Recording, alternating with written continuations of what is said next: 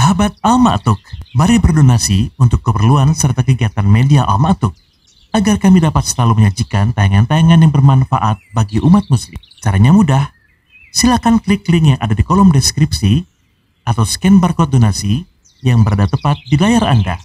Jazakumullah khairan wa barakallahu fikum. Bismillahirrahmanirrahim. Alhamdulillahirabbil alamin wassalatu wassalamu ala asyrafil anbiya wal mursalin wa ala alihi wa sahbihi ajmain wa ba'd. Alhamdulillah wassalatu wassalamu ala Rasulillah wa ala alihi wa sahbihi wa mawalah wa la hawla wa la quwata illa billah wa ba'd. Hadirin jamaah salat zuhur rahimakumullah. Melanjutkan kajian kitab Riyadhus Shalihin karya Imam An-Nawawi rahimahullah pada bab Al-Karam wal Jud wal Infaq fi wujuhil khair. Hadis nomor 557. Imam An-Nawawi rahimahullah berkata, An Abi Umamah Sudai Ibnu Ajlan radhiyallahu anhu qala qala Rasulullah sallallahu alaihi wasallam ya ibna Adam innaka an tabdulal fadla khairun laka wa an tumsikahu syarrun laka wa la tulamu ala kafaf wabda biman ta'ul wal yadul ulya khairun minal yadis sufla rawahu Muslim. Ini hadis yang sangat agung, pesan-pesan terbaik dari Rasulullah Shallallahu Alaihi Wasallam kepada kita, di mana beliau mengatakan, ya ibna Adam, wahai cucu Adam. Kita semua adalah cucu Adam alaihi salam. Innaka antabdulal fadla khairun laka. Sesungguhnya kalau kamu memberikan sesuatu yang lebih padamu, itu lebih baik bagimu.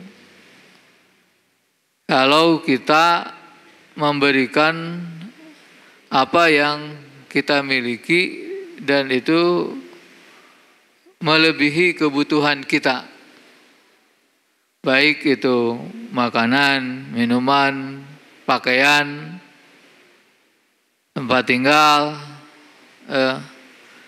istri gimana? Boleh nggak kalau kelebihan istri diberikan kepada yang tidak punya? Hah?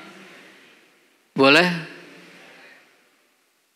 Dan ini pernah terjadi di zaman Rasulullah Sallallahu Alaihi Wasallam. Ketika para sahabat hijrah dari Mekah ke Madinah, salah seorang sahabat yang bernama Abdurrahman bin Auf datang ke Madinah, tidak punya keluarga, ya, kemudian tidak punya harta.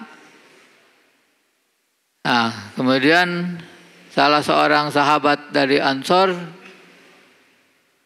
Hilal bin Umayyah, berkata kepadanya, ya akhi, wahai saudaraku, aku ini seorang yang kaya, punya 2 istri. Bagaimana kalau aku berikan setengah hartaku dan aku ceraikan salah satu istriku, kemudian setelah habis iddahnya kamu nikahi, uang untuk nikahnya aku beri. Nah, gitu. Jadi boleh nggak ngasih istri? Kalau ngasih aja nggak boleh. Ya, kalau nih istri saya buat kamu nggak boleh itu.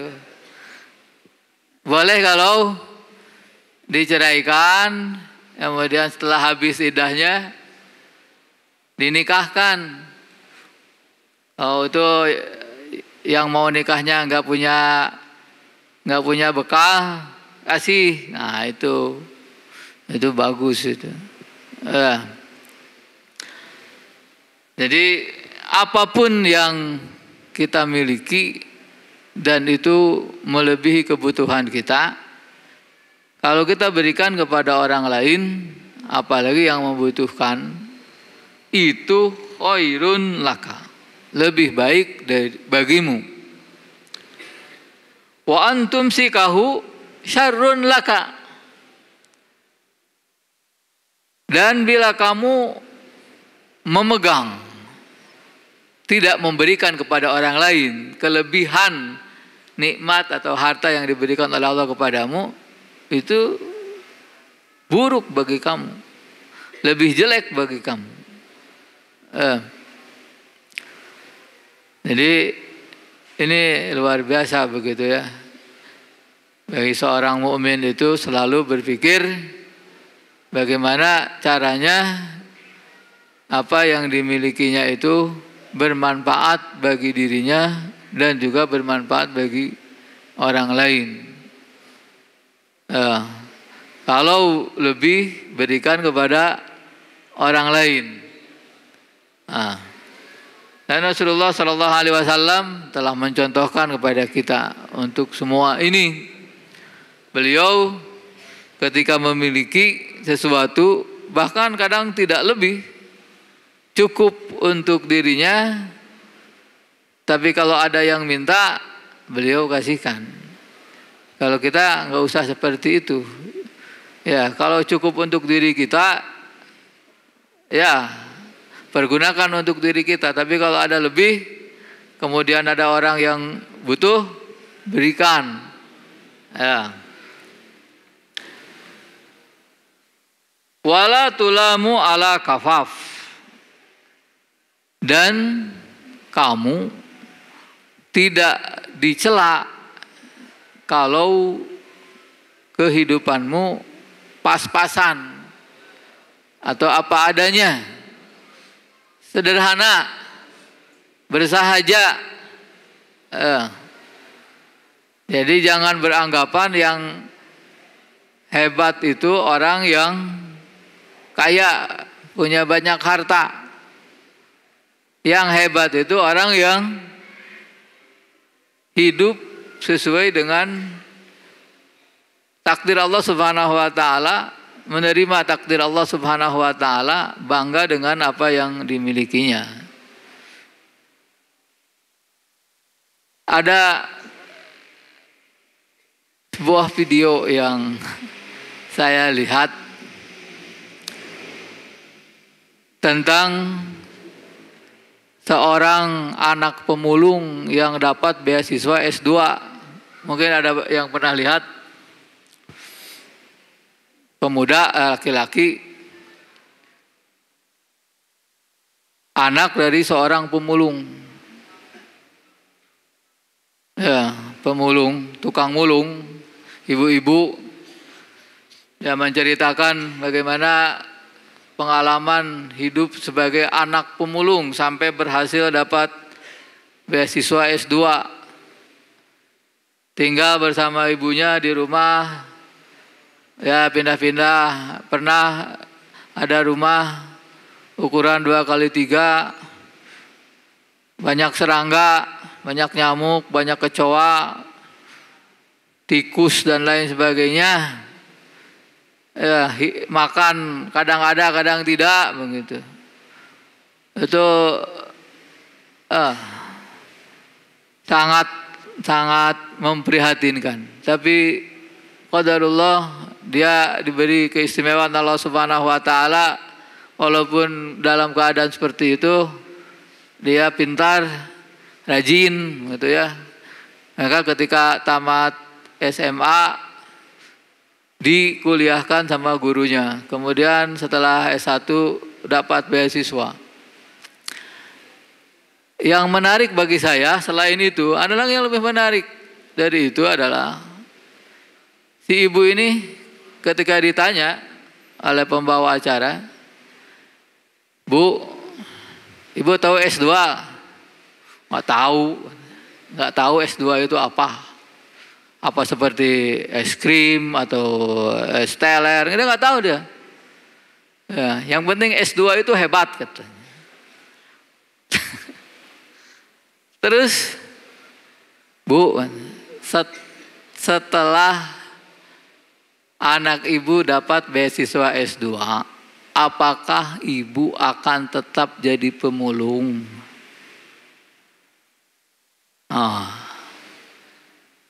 Ya, pemulung itu gimana? Bangun jam 2 malam.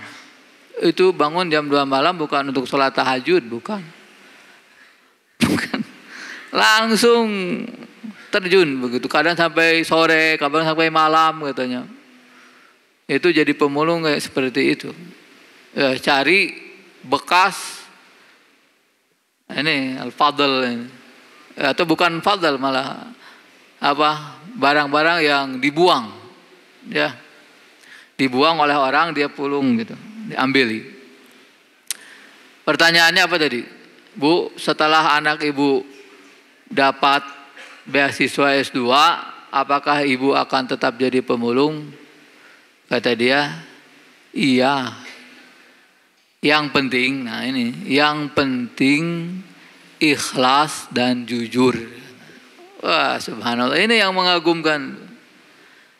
Prinsip dia, si ibu ini, terlepas dari segala kekurangannya, ya, bagi dia menjadi pemulung yang ikhlas dan jujur itu lebih baik daripada jadi pejabat yang korup. Nah, itu. Ya. Jadi ada kebanggaan begitu. Walaupun ikhlas yang disebut oleh si ibu ini bukan ikhlas dalam terminologi akidah ya. Karena ikhlas dalam bahasa Indonesia artinya menerima. Ya, ikhlas dalam bahasa Indonesia artinya menerima. Kalau dalam istilah akidah, ikhlas itu kan memurnikan ibadah hanya untuk Allah Subhanahu wa taala. Tapi si ibu ini tidak tahu akidah, taunya apa? Bahasa Indonesia. Ikhlas dan jujur. Kalau jujur semua orang tahu. Ya. Jadi ini prinsip hidup yang luar biasa. Lebih baik menderita tapi jujur daripada senang ya, berpoya-poya tapi hasil ketidakjujuran. Nah ini saya teringat dengan ini ya. La tulamu ala kafaf. Kamu jangan merasa rendah diri ketika kamu hidup apa adanya. Ya, kalau kita misalnya jalan kaki, kemudian ada tetangga kita pakai mobil bagus, nggak usah rendah diri. Ya, karena barangkali dia mobilnya itu belum lunas, sementara dia jalan kaki di atas kaki yang sudah lunas, gitu. Itu mobilnya belum lunas, masih nyicil begitu kan. Ini kaki sudah lunas, nggak ada cicilan lagi. Mana yang lebih baik? Jalan di atas kaki yang sudah lunas dengan naik mobil yang masih dicicil. Aman? Ya, yang sudah lunas. Ya. Jadi kebanggaan dengan sesuatu yang dimiliki. La tulamu ala kafaf. Ya, la tulamu ala kafaf. Jangan merasa rendah diri ketika kita hidup apa adanya. Tidak perlu memaksakan diri untuk memiliki sesuatu yang belum pantas atau belum layak kita miliki atau kita tidak mampu untuk memilikinya. Ya. Kalau misalnya kita punya HP, kemampuan kita, karena HP memang tidak bisa dipungkiri di zaman sekarang, susah hidup tanpa HP. Ya, kerja saja, absen, presensi pakai HP. Ya, tapi saya mah sekarang mampu beli HP begini yang harganya 2 juta misalnya. Orang harganya HP 200 juta. Ya apa-apa, biar aja orang. Ya, jangan suka memikirkan orang, karena yang membuat kita susah hidup adalah selalu memikirkan orang lain. Ya, kalau kita sibuk dengan diri sendiri, insya Allah nggak susah, nggak pusing. Jadi rasa pusing itu datang ketika melihat orang lain. Jadi siapa bilang kalau daging domba atau daging sapi itu menyebabkan darah tinggi? Pak dokter, daging domba, daging sapi menyebabkan darah tinggi? Ternyata tempe juga bisa menyebabkan darah tinggi. Ya, kalau apa? Ini orang ketika makan tempe, lihat di sampingnya makan daging, makan sate. Itu daging, tempe, gitu. Pusing. Itu naik tuh tekanan darahnya tuh. Karena tempe, bukan karena daging. Ya. Nah, itu karena apa tuh? Sibuk memikirkan orang lain. Tapi kalau alhamdulillah makan tempe nikmat begitu. Udah selesai, nggak akan darah tinggi itu. Makanan kerupuk saja misalnya, alhamdulillah nikmati, nggak akan darah tinggi. Jadi ini la tulamu ala kafaf. La tulamu ala kafaf. Hidup di zaman sekarang ya, banyak orang memaksakan diri untuk tampil keren padahal dia tidak mampu, akhirnya ya pinjol dan lain sebagainya. Na'udzubillah min dzalik. Kemudian wabda biman ta'ul. Kalimat ini nyambung ke bagian yang pertama, kalimat yang pertama, innaka antabdulal fadla khairun laka. Kalau kamu memberikan sesuatu yang lebih pada dirimu, itu lebih baik. Itu kepada siapa?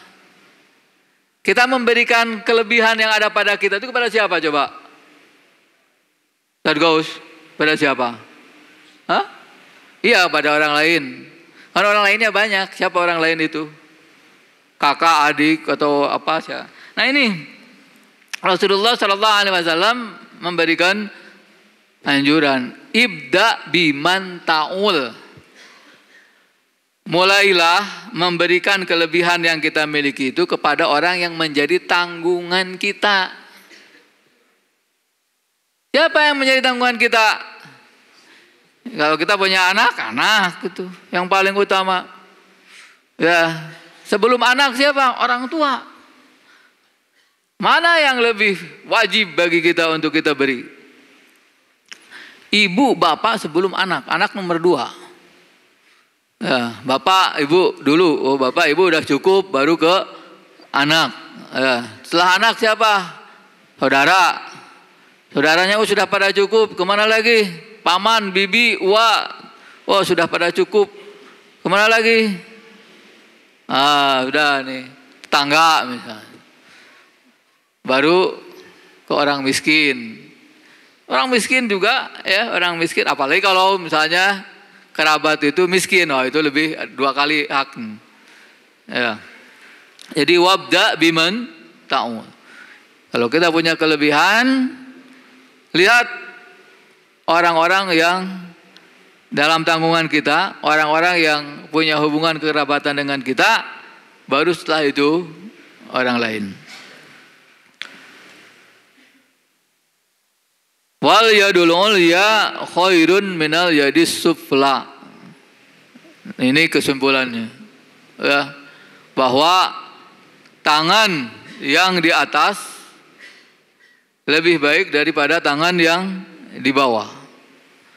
Nah, ini bahasa bukan bahasa maknanya bukan makna zahirnya, tapi makna majazinya.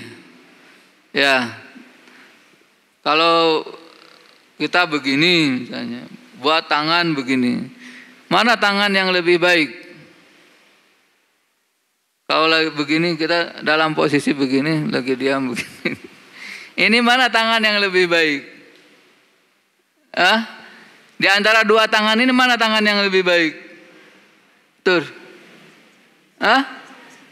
Sama saja. Kalau begini, mana yang lebih baik? Sama saja. Kalau begini, ya, yang dimaksud al-yadul ulya ini bukan posisi tangan di atas atau di bawah. Akan tetapi kiasan, ya, bahwa tangan yang di atas itu adalah tangan yang memberi biasanya. Kenapa? Karena biasanya yang memberi itu ini memberi, ini menerima. Sekarang kalau dibalik, yang memberinya ini, menerimanya di atas. Mana yang lebih baik? Hah? Yang lebih baik yang memberi, walaupun di bawah. Ya, jadi maknanya bukan makna zahirnya yang dimaksud, tapi makna makna majazinya. Ya, al-yadul ulya itu orang yang memberi, al-yadus sufla orang yang menerima atau orang yang diberi. Nah, maka kita itu harus selalu punya tekad untuk bisa menjadi al-yadul ulya. Jangan al-yadus sufla terus. Ya, semangat untuk memberi, jangan semangat untuk menerima. Bagaimana caranya supaya kita bisa memberi? Adalah ketika kita memberikan sesuatu yang mungkin bagi kita tidak terlalu dibutuhkan, tapi bagi orang lain dibutuhkan. Kadang saya pengalaman yang pribadi yang saya rasakan beberapa kali begitu, memberikan baju bekas pada orang. Baju itu sudah lama nggak dipakai lah, terlalu jelek sih enggak gitu, masih layak pakai. MLP masih layak pakai. Kasihkan ke orang. Beberapa waktu kemudian orang yang dikasih itu memakai baju itu. Itu Masya Allah, nikmatnya luar biasa. Oh, baju itu kalau dipakai sama saya sudah seperti jelek, tapi dipakai sama dia jadi bagus. Iya, heran itu. Rasanya sudah jelek tapi dipakai dia itu jadi bagus. Itu barokah. Ya, kita tidak merasa bahwa kadang yang jelek menurut kita itu bagus bagi orang lain. Sallallahu ala Muhammad wa ala alihi wa sahbihi wa sallam wa akhiru da'wana alhamdulillahirabbil alamin. Assalamualaikum warahmatullahi wabarakatuh. Sahabat Al Ma'tuk, mari berdonasi untuk keperluan serta kegiatan media Al Ma'tuk agar kami dapat selalu menyajikan tayangan-tayangan yang bermanfaat bagi umat muslim. Caranya mudah.